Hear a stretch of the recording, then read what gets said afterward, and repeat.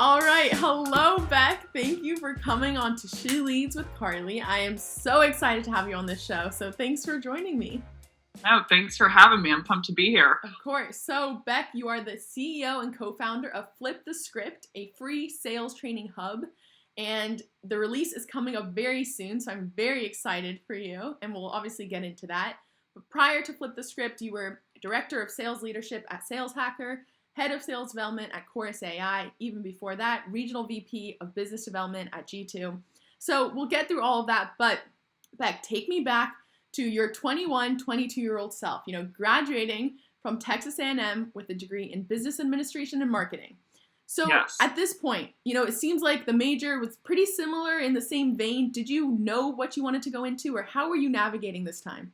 I did actually. So for a brief moment, I thought at one point I really loved law, actually. Okay. So I'm one credit short of a Spanish minor, and I specified in business law when I was at A&M, just because I loved business law classes, management law classes, tort law classes.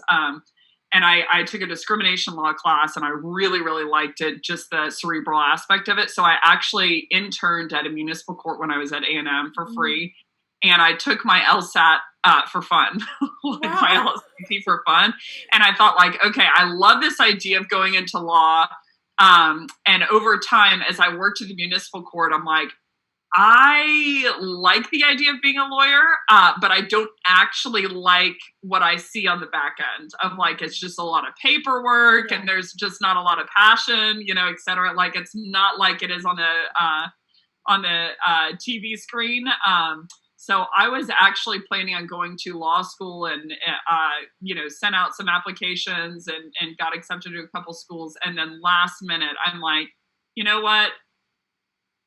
I'm just going to pivot to sales. I'm going to pivot to sales, and I'm going to see what this thing is like, because I know from a very early age that I love selling. So I'm like, instead of going this law path, why don't I just go into sales like I had originally planned, since I was 7 years old. Yeah. And then if I want to get into law later, I'll get into law later. Oh my God, that's crazy. So did you have people, mentors, your parents telling you, stick with law? We know, lawyer, medicine, all of those conventional paths. Did you have people saying, stick with that, it's more secure than sales, or no? I didn't. So my parents just wanted me to be happy, whatever path that took. Yeah. And they knew that since I was little, I was selling door to door, whatever fundraisers. I remember, we were talking about before the show, playing soccer. It's you'd have tons of fundraisers, poinsettias and fruit and and I would take my brothers and sisters fundraisers because I love selling, and I'm like, oh yes, I get to sell cookie dough today. Mm-hmm. So I'd go, to my neighbors, and knock down their doors and try to get them to buy some products. So I love selling from a very early age. So I certainly didn't have, my parents were surprised by the law thing, and I think I just really liked the cerebral end of it and how to stack arguments and whatever. So they just wanted me to be happy, but I do think they were a little sad that they had blown, close to $1,500 on a Princeton review course where I prepped for my LSAT just to take it for fun. They're like, can't you just be normal and go out to a bar or whatever and, shoot shots with, whatever, some friends that you have? I'm like, what friends? I'm taking the LSAT for fun. Okay. It's not like I'm killing it in the friend category. So, That's amazing. So, okay, when you made that transition to sales, how was that transition, or how did you, what role did you find? How did you find that right company? How did you navigate it? Yeah, so I interviewed with probably in the realm of 50 companies when I was at A&M, just because I liked interviewing. I really liked, selling them, on that I was the perfect candidate for them, and I like talking to people, and I just remember myself in my suit, the one suit that I had. But so I interviewed with probably 50 companies. I limited it down to 10, and then I ended up going with a company that sold mechanical construction projects, heating, lighting, cooling, plumbing to school districts and governmental buildings. Yeah. And the transition, I think everyone I guess everyone would share this opinion. It's a little tough. going from college to, your entire experience has been learning to, okay, now I'm in the work world and there's no summer and there's no semester and like this is a longer term project.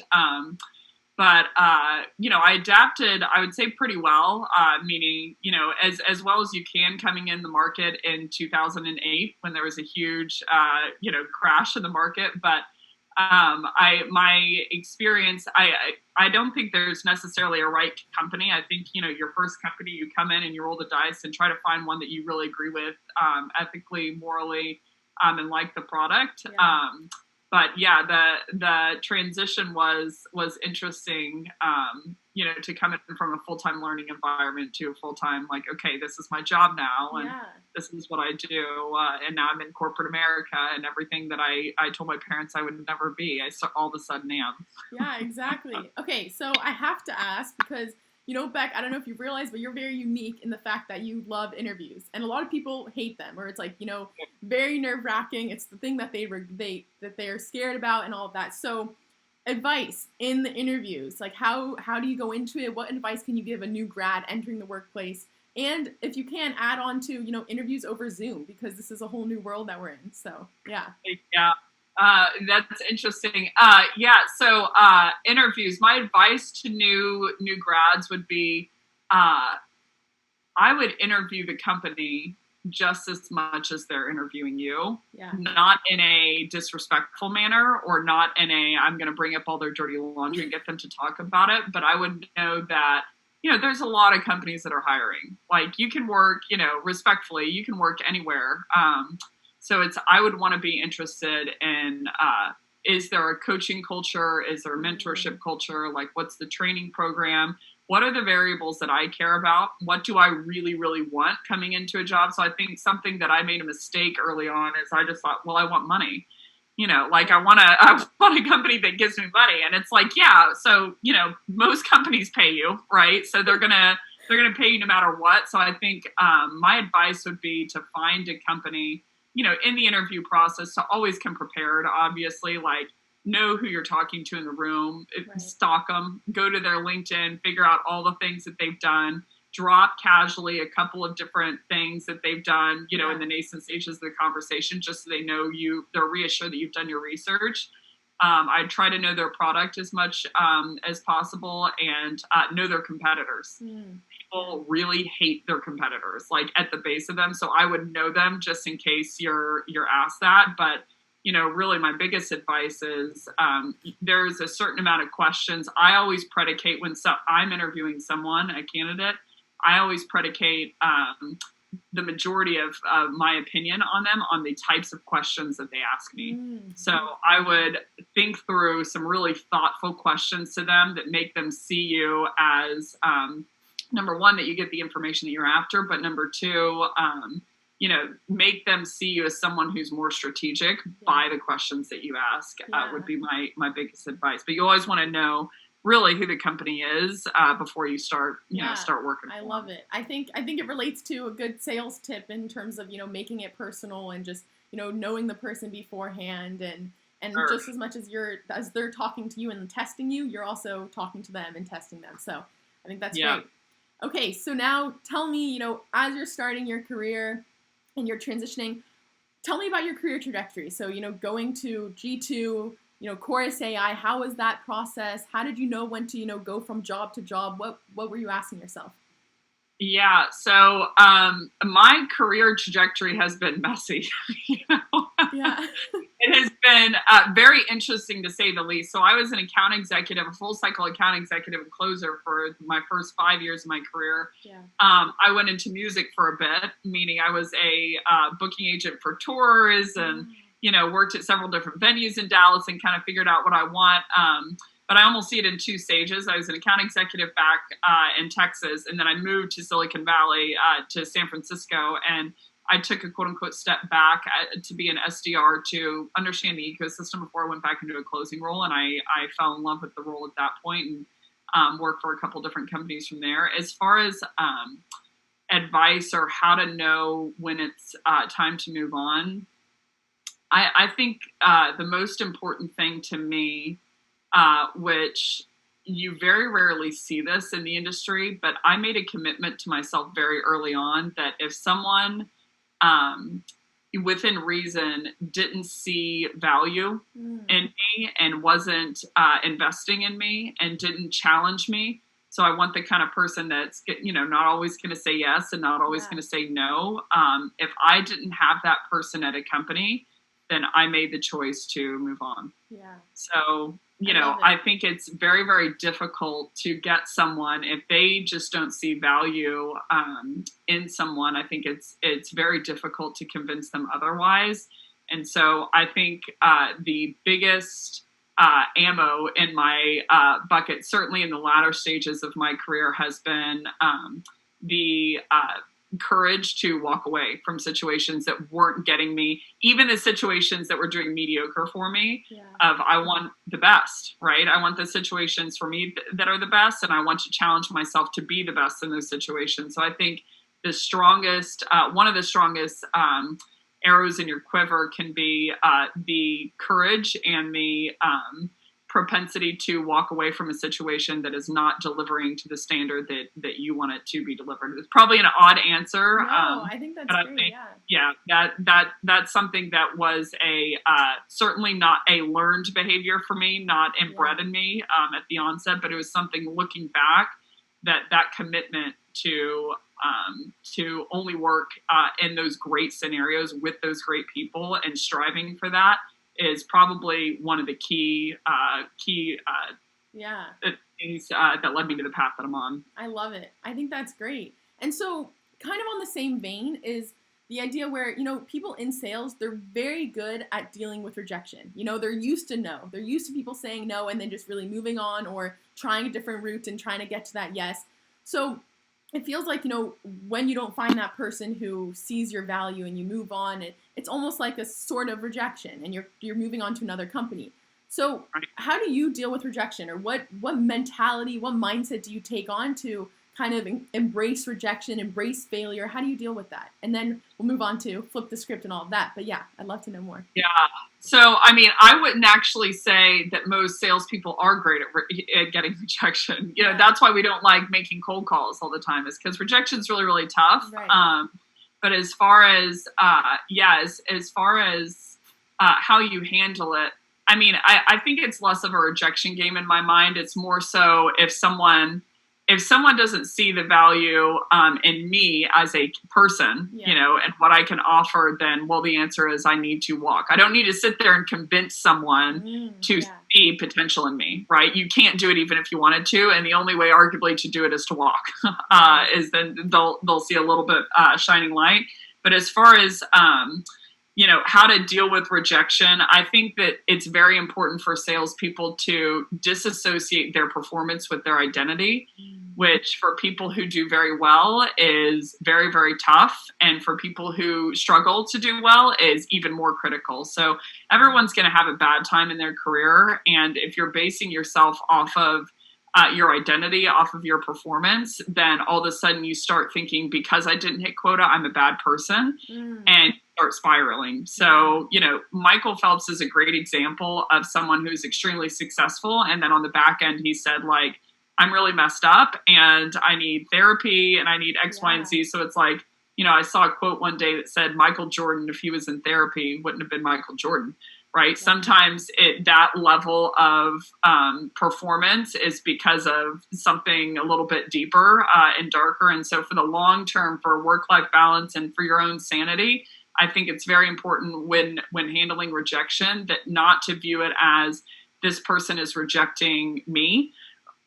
Or this person is rejecting my pitch, and because my pitch wasn't good, I'm a bad person. Yeah. But to disassociate those things and say hey, my character and who I am is different from my skill level in the sales room, so that you're not so variable. But it's always going to be a relationship. I say that very easily, and it's a very difficult thing to do. So I think it's a lifelong journey for most people, certainly myself included, of separating these two things so that during the lows, you're not sitting in your bedroom, like, with the sheets over your head, eating ice cream, crying your eyes out because you think you're terrible. Yeah. And then your highs, you're not the prick that no one wants to deal with because you think you're amazing. So Wow.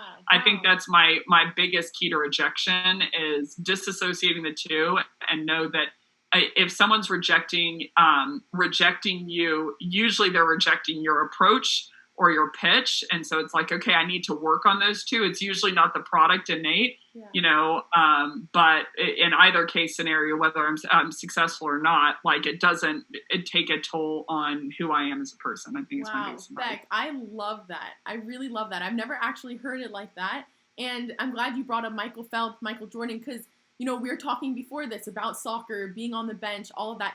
I could relate a lot to that, at Stanford. Student athletes in general, that's a common thing where you think, your playing time is your worth. Like that's who you are so I think that's very important. So I love that you said that. So take me now to, G2 and then Chorus AI. So you were working, but you started working something on the side, and this is what turned into Flip the Script. So tell me a little bit about this. Yeah, so I kind of fell butt backwards, as they say, into Flip the Script. Yeah. But essentially, I'd worked for a number of companies, 4 companies in the Bay Area, 3 of them, all of them within MarTech or sales tech, but 3 very related to one another. And my first company, I was an SDR for like 6 months, and then my CRO came in one day and he said, "Hey, I want you to lead a global team." And I'm like, why?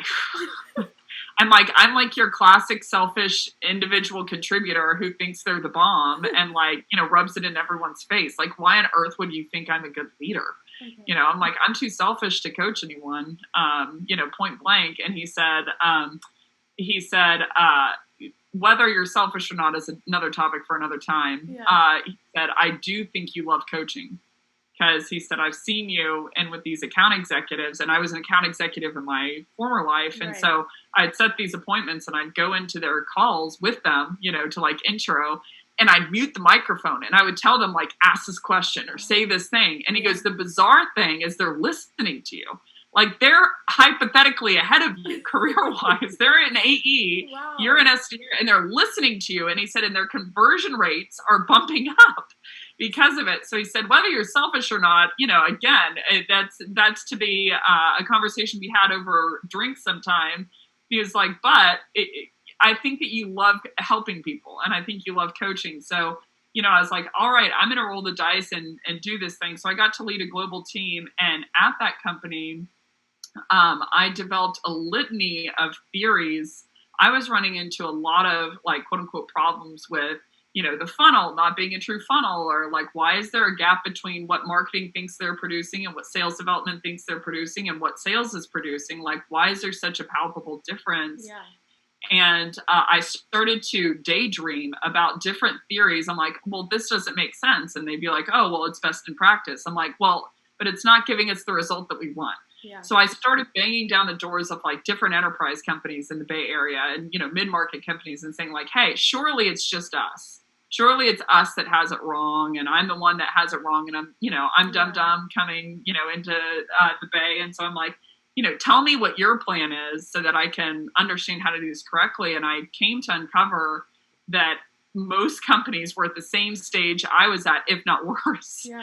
And so I'm like, okay, so these are some more global problems, that people have. This is more than just this one-off case. So I had developed not only a litany of problems, but a litany of, proposed solution that, no one had ever done before or saw it that way. And so I was I saw the world a certain way, and I wanted to see if some of these theories were correct. So, or at least, got us into a better state. So TLDR, I went to a second company and I started to work for them. That was it had a reputation for being innovative and pushing the line. And so I'm like, well, we'll see. So I jumped on board and started deploying a bunch of these theories to figure them out. Number of them were wildly successful. Some of them, needed some work. But by the time I got to G2, I had continued to build out these theories, and I had seen some of these theories 4x the numbers for my reps. And so I simply wanted to flip the script. The beginning of it was, I'm like, I want to teach random reps how to do what I did just to help them, because we had, 4x quota. So I started a after hours series where I literally just made a LinkedIn post. You can go back and look at it in my history. It's like a year or 2 years ago. And I said, basically, does anyone want free training? Like, I'll give you pizza, come after hours, so it won't hurt your work life or my work life, and let's just show up. And all of a sudden I had 200 people in the room ready for training. And I'm like, who are you? Like, why? I'm kind of judging you a little bit. I'm like, why are you here? I'm a nobody, at this point. No one knows who I am. And so I just started training people, aggressively after hours for free, of like, okay, I got a room of 200 people. Like, here's the deck, pizza's over there, and let's get started. And so that was the beginning of Flip the Script. I then took it on to Chorus and turned it into a 23 video YouTube series. And we saw some pretty stunning numbers, and then took it on to where I basically took it on the road and went on a tour, toured 9 different cities, and just, shelved this information, very organic, like Hunger Games, Fight Club, like organic style, like, hey, just show up and we're just going to get you as much information as we can, kind of thing. So that was the beginning of Flip the Script. That's crazy. And I think the craziest thing is it was all organic. And like you said, crazy numbers, but it was like in the thousands. Like, how many thousand were watching your first videos? Yeah. So, I mean, I basically recorded these videos. It was like 11:30 p.m. So I convinced Chorus, I'm like, look, you don't have to give me budget. You don't have to give me any money. So let's just take this, guy who works internally. Let's turn on the camera and I'll start talking, because I was just bursting with these theories that weren't theories anymore. They were working. Especially at Chorus, I came on, I took the same theory that I did at the first company. I learned how to scale it at G2 using outreach as a sales engagement vendor. Yeah. And then when I came, I called outreach and I said, hey, I need 1 license and I have an idea and I think it can help you IPO. And they're like, who the hell is this? And I'm like, okay. So I learned how to scale it through outreach. And by the time I came to Chorus, we 7x'd our numbers within a month. And so really, from Chorus's perspective, I was like, look, we'll do it no budget, and we will, meaning just give me the guy internally who knows how to record stuff. And so I just grabbed a pen, went to a whiteboard, and recorded 23 videos. And we started seeing, 10,000 views, no marketing, all organic. And I'm like, I'm in a beanie, and it's 11:30, and there's a Diet Red Bull, and I'm like, okay, I don't know what this is. Crazy. But that's got to be something, right? So I started seeing companies do outreach, and they were like, hey, I've been watching your videos. And I'm like, you're Oracle. Like, if I had known your company was watching, I would have taken off the beanie and put the mascara on. Oh my goodness, that's insane. Okay, so then, obviously there's something there. People need it. They need your content. And, clearly now you are far from a nobody on LinkedIn. Just by watching your videos on LinkedIn and whatnot. So at what point did you say, okay, this is a real thing. Like, I should I need to go full-time. And I actually watched one of your LinkedIn videos and you said, I'm scared, but I'm more scared to not do it. So take me through this, this mindset where you were like, you know what, I have to give it full-time.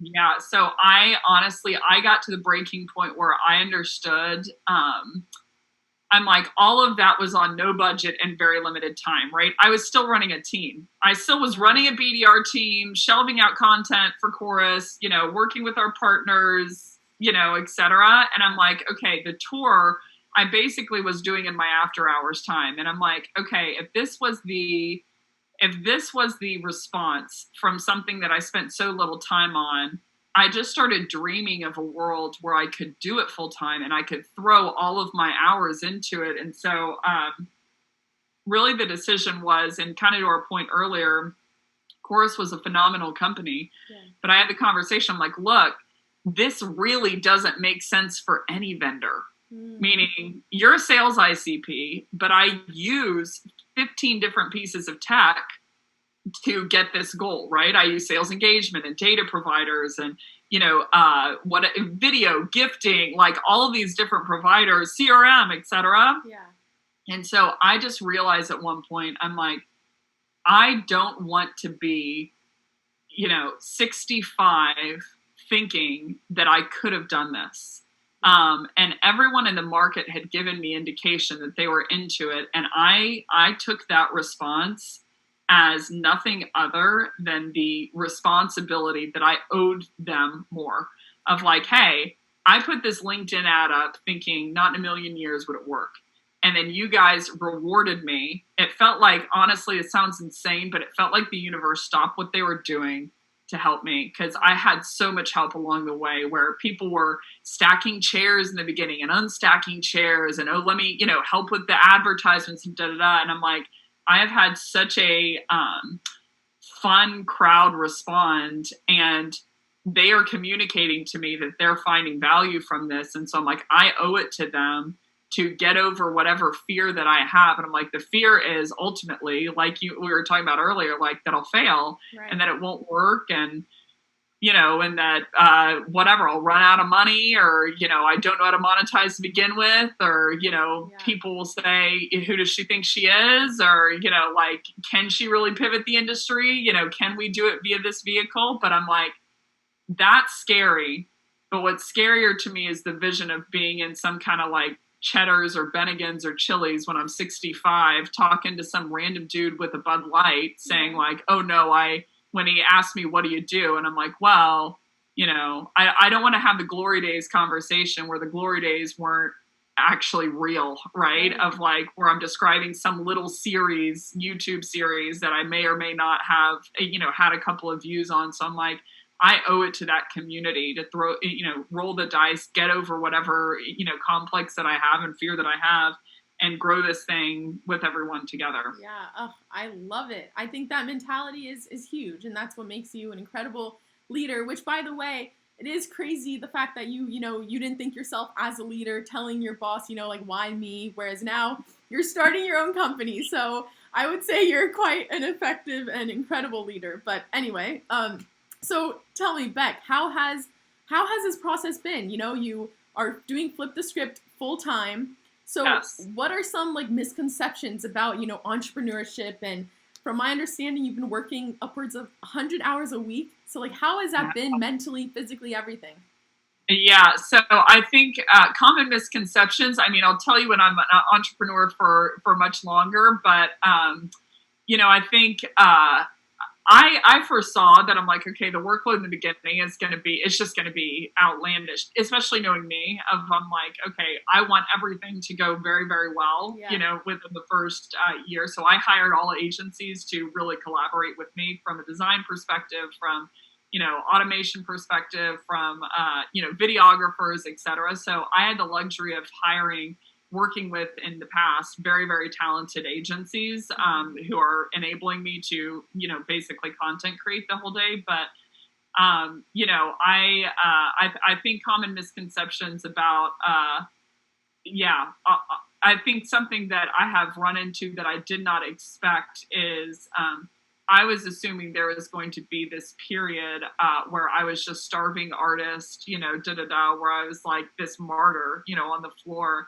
And my experience so far is that people are willing to help you as long as you're willing to lose your ego to ask. Wow. So that's something that has been instrumental to me, that I feel like every person around me, I like to hold people to an insatiably high bar, myself included. So my kind of tagline is, some people who've worked for me call me the Snow Queen, that it's like excellence without compromise, of like, okay, if we don't get it right, we're going to keep doing it until we do, within reason. But I've had the luxury of having people around me that share in that vision and share in that standard and share in that commitment to make everything high quality, and also to lose our ego enough to say, like, even if we create this high quality thing, that doesn't mean we're not the bomb, right? Like, we are going to make mistakes. We are going to run into things where we did something wrong, where we, had an oopsie moment, or this doesn't look that good or whatever. And instead of, saying like, oh, I'm going to publish anyway. Just say, hey, that thing sucked, and let's do it over, and let's lose our ego enough to say like, hey, we don't have it all figured out, but as a team, let's always try to be 1% better than we were yesterday. I think the common misconception is that people won't help you, and there's some grind area where you have to be the starving artist on the floor. But again, my experience is that people are willing to help you so long as your conviction is really, really strong about what you're thinking about doing. Yeah, I love it. I think that's great. Okay, so before we go to fun questions, so Flip the Script is live very soon. When this is released, it'll be about a week. So what are you most excited about, and what can people expect, or what do you want to share about it? Yeah, so people are probably going to view this. We're about 3 weeks out now from launch. 3 weeks as of yesterday, but people are probably going to view this a week out. So I can give a little bit more detail, but I'm most excited. I haven't told many people of what it is because I wanted to protect the integrity of the concept, but it's a free training hub. So, and it's not going to be high level material. Like, it's going to be all in, full decks, full like granular level training for free to people. All they'll need is a business email. And so I'm the most excited that I will never say that I'm a good trainer, and I would never have the temerity to say I'm the best. However, I'm excited for individual contributors or leaders or whoever wants to watch the video has no negative repercussion from watching this video. So that's what makes me excited, is that the industry will finally have a free resource, trainer full time to basically go to and go very, very, in depth and in the weeds with them. So that's what makes me thrilled is, so far the community, what it's proved to me. I originally was creating these videos to basically say, I want to create these so detailed to where you don't need me. You don't need to ask me anything. Like, you can do this approach without me was my goal. And that created a culture with that community that basically they are shelving me back all of their all of their deployment of it, saying like, hey, I 2x, 3x, 4x, whatever, here's some emails and here's an idea. And it's created this culture where I'm building using that community's ideas. I'm like, oh, that's really interesting. Can you teach me how you did that hook? And so I'm excited, number one, that it's going to be free to everyone and that they can have that as a resource. And number two, that it, at least in my experience with it so far, it creates this culture where we are truly building together, where they're telling me, how they deployed it, what the success rate of it was, and some things that they added to it. And sometimes I trim those and I, add them into the process. So that's probably the most exciting for me, is that it's going to be the first, from what I know of, first in-depth free resource for people to, of all ages, sizes, colors, roles, etc., to be able to access whenever they want. Wow. I'm so excited. That's amazing. That's so exciting. Okay. So Becc, tell me now, what is a passion or hobby that you have that's just completely unrelated to your work? Yeah, so not many. I think that I struggled with this question the most probably, but I would say I have a lot of really ad hoc, I wouldn't call them passions. I think that's a strong word, but things I'm interested in. I love Taylor Swift, for instance. Wow. I love Anna Wintour she's the chief editor of Vogue. So I love fashion, specifically watches and specifically shoes. I'm a big fan of. I love actually a niche that very few people know about me. I love dance. I love to watch ballet. Is something that I even from a very early age, like I remember watching these like cult movies like Center Stage, and I'm like, well, I'm in. Yeah, I'm in soccer, and so I'm not flexible, and so I love watching ballet. I do not know how to dance ballet in any regard, but yeah, I would say there's a lot of niche passions that I have. Jack Dorsey is a muse of mine. He's work related, but a muse of mine. Elon Musk, I absolutely love. yeah, so Love it. those are a couple of my passions, but Oh man. really I think I gravitate towards in all fields people who push the needle, who weren't an egomaniac, but who also held themselves accountable in their field to, of like, I'll never forget this video that I saw, and I can't remember her name, but it was a swimmer about 8 years ago who was at the Olympics and had broken the record.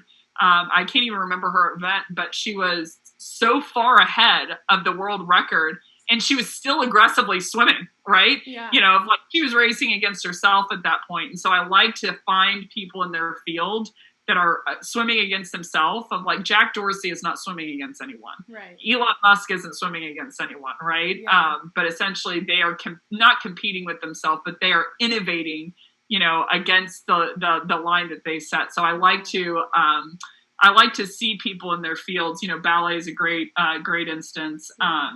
Of people that are just so good, but they keep going because they don't know how to operate in any other way. Yeah, I love it. So I could relate to that quite a bit, actually. I have 2 older sisters. They danced their whole life. My mom put me into ballet. I hated it. I cried. I hated it so much. But now I love watching dance. Center Stage, great movie. I watched So You Think You Can Dance, like all of those. Yeah, I love dance. So it's quite weird. But anyway, I can relate. Okay, so, Becc, last question. So what is a fun or weird talent that you have that no one really knows about? So a hidden talent. So I'm going to go first, all right? So what I do... that takes the pressure off. That's good. That's good. What I do is I throw blueberries into my mouth, all right? So we're going to see how this goes. All right. Let's see. I hope it works. There we go. Success. I was going to burst into tears if you didn't get it.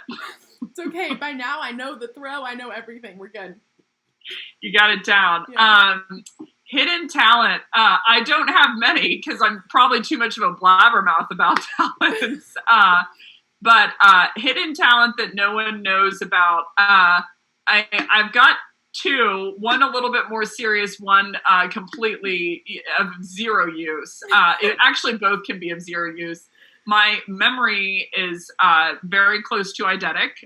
So I remember, especially visually, not so much audio, but visually, I can remember things that people were wearing. Like I can remember the clip whenever I saw you in some film that you did where about being at Stanford and being a student of some kind of like engineering organization with a guy was saying that there was entrepreneurs. Right. There was an entrepreneur thing and he did a video and I can remember what you were wearing on the field, not in a creepy sense of like, I can just remember where you were standing and the uniform that you were wearing. So my memory, unfortunately, is pretty granular in terms of colors, shapes, sizes, amazing, where people were standing, etc. But I think by and large it creeps people out because it makes them think I'm obsessed with them. You can ask a lot of my ex-boyfriends, that it makes them think that I'm like crazy into them when I'm like, no, that's just how I wake up. Like, remember that shirt you wore on January 1st? And wow, that's so and they're fun. Like ladies in deep, So it has definitely hurt me in some cases. I'm like, no, I'm not obsessed with you. I just remember what you were wearing and how you smelled and where you were standing at the time. So that's a more serious one.